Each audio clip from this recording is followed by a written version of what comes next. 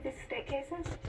I would not expect to, Nicole, but as you know, I have the greatest respect for Neil Caddion, and as he was speaking there, it reminded me to say this, if I had the opportunity. The former president's lawyers are not arguing their case under Section 3. They are arguing that the former president did not engage in an insurrectional rebellion against the United States of America. That is a difficult case, but it's still a provable case. That's exactly what I want to say today. Okay. Focus on the distinction. Section 3 disqualifies one who has engaged in an insurrectional rebellion against the Constitution of the United States. Now, that case can be made, as I've said publicly, by proving that Donald Trump had a plan and that he attempted to overturn the 2020 presidential election and remain in power in direct contradiction and violation of what's known as the Executive Vesting Clause. The Executive Vesting Clause is very simple.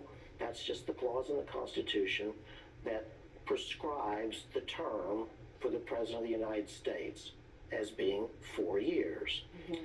And that clause says, by terms, that the President will serve a 4-year term, and a 4-year term only, unless he is elected or re-elected to the office of President.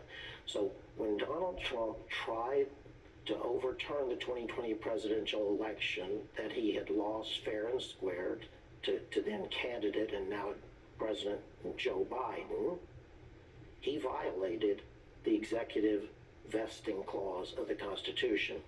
That is what I have said is the quintessential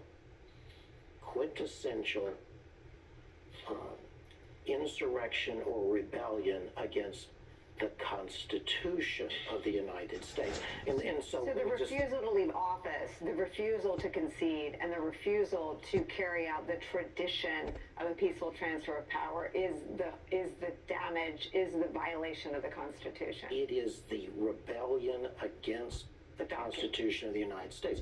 And so back to what the former president's lawyers are arguing, that they don't want to argue that.